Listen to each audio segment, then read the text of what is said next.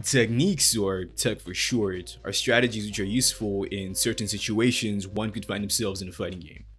These pieces of tech usually take advantage of game mechanics or even glitches which exist in a fighting game and can allow players to pull off jaw-dropping or just absolutely absurd performances. And in the arcade era of the FGC, hiding these powerful pieces of tech was not only accepted but actively encouraged by members within the community. Players would break down the fighting games they played to discover the most broken tech, hide them, and unveil them against unsuspecting opponents in tournament. This idea was so popular within the community, members coined the phrase to describe it: save that shit for nationals.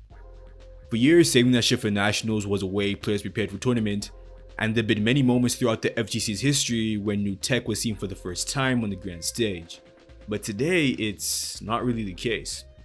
With the cultural changes to the FGC, no one really saves that shit for nationals anymore, with many preferring to share all the tech they discover and disliking the idea of hiding tech. In this video, I want to explore why the modern FGC doesn't like to hide tech and why hiding tech and save that shit for nationals has become somewhat controversial today. When the fighting game genre was kicked off by the release of Street Fighter 2 in the arcades, no one really knew how to play fighting games. With no tutorials or guides people could use, the only way to learn how to play was to play with others. Over time, the players who kept playing learned a lot about the game and developed a wealth of knowledge which gave them an edge on newer players. This edge came in the form of knowing and abusing the cheapest tactics, or just simply knowing the move list whilst their opponents did not. The experienced players would abuse their edge and would not share any knowledge they had with their opponent, even if they asked, so as to keep their edge and keep winning. Later, new releases of fighting game cabinets would have move lists on them and guides would be released talking about strategies and how to implement them. With everyone having access to the same knowledge they did, the experienced players of the arcade lost the edge which kept them at the top. So to find the edge they lost, they had to search deep within the fighting games they played and discover new strategies which could give them an advantage. This is what led to players searching for tech in fighting games. The pieces of tech players would discover across different titles would be incredibly powerful.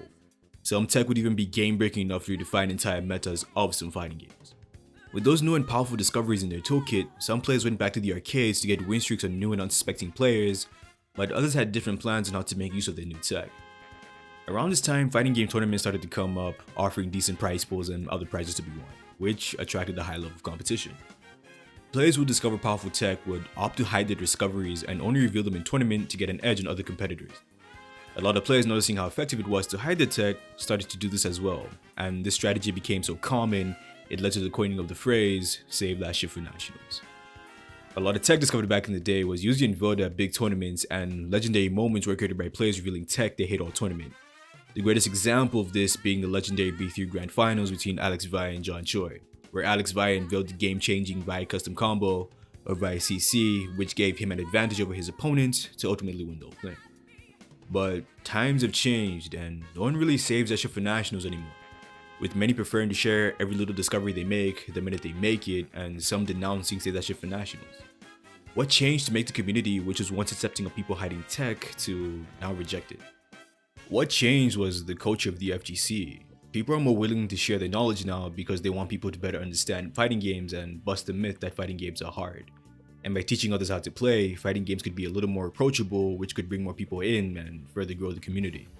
People in the community have gone out of their way to create tons of resources to help others learn how to play fighting games. If there's a character you want to learn, you can watch a YouTube video made by a world-class player. If you want to find people your skill level and ask questions, you can join a Discord for your fighting game of choice and people will be willing to help you out. The FGC wants more people to play fighting games. If the community was full of people who wanted to hide their tech and refused to help new players, it would turn people away from this genre of games, which a lot of people already believe is hard to get into. One more reason why people are more willing to share their knowledge is because they believe if they share, it increases the skill of their opponents. And if they have skilled opponents to play against, they will improve their skill, which will allow growth on both sides. This belief was primarily held by the Japanese FGC and is what many point to for the success in multiple fighting games. And today, this belief has spread to the overall FGC. With many community members adopting this belief, it's not uncommon for top players who'd be potential opponents in tournament to be consistently playing with each other, giving each other advice on matchups, or even how to beat certain tech. Players sharing tech and strategies could make their opponents stronger and tougher to beat, but by learning to overcome them, they can get stronger too. Overall, with the combination of people wanting to teach and people wanting to get better, sharing tech in the FGC has become an important part of the culture. And Save That Shit for Nationals, which has players hide the tech to get an advantage over their opponents, goes against that culture. Not only does Save That Shit for Nationals go against the current culture, it may not even be all that effective to practice today. The rate at which tech is discovered and shared is just way too high. Back in the day, tech discovered could be easily hidden because the FGC was not very big and fighting games as a whole were pretty new.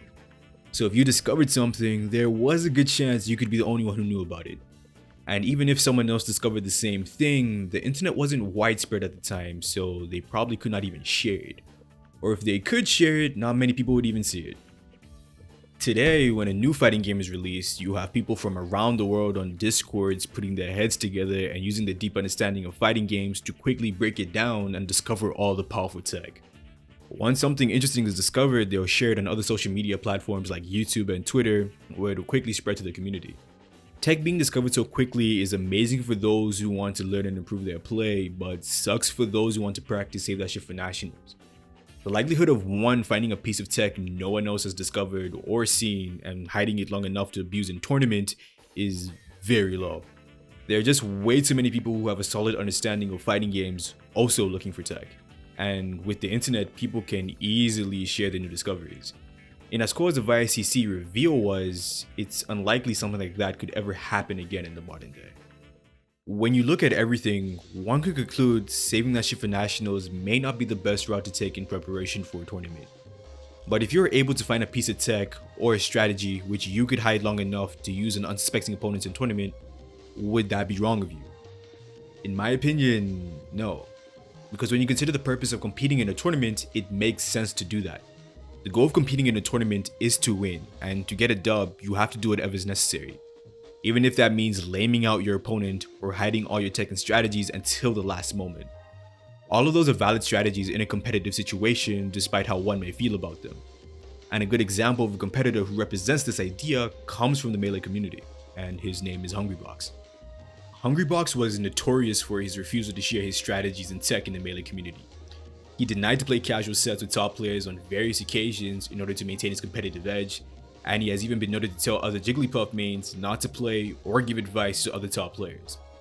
Hungrybox's dedication to essentially saving his shit for nationals riled up his fellow competitors and the community enough to start complaining about it, and the complaints picked up when he reached the #1 spot in 2018. Some went on and said he should share his knowledge because both he and other players would get better, which would increase the level of play of the game, while some members of the community went on to say his actions were killing Melee. Now, was Hungrybox in the right for doing his best to save that shit for nationals? Well, I mean, as a competitor, yeah.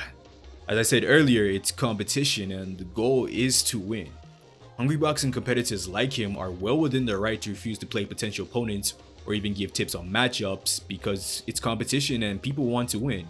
And with price spots in the FGC going up and other potential opportunities which come from winning, like sponsorships or even just building a following, there are more reasons for people to feel like they have to hide their tech to get to the top. At the same time, even though it's not wrong to save that shit for nationals, hiding tech and strategies in a culture where everyone is sharing with one another is just looked down upon.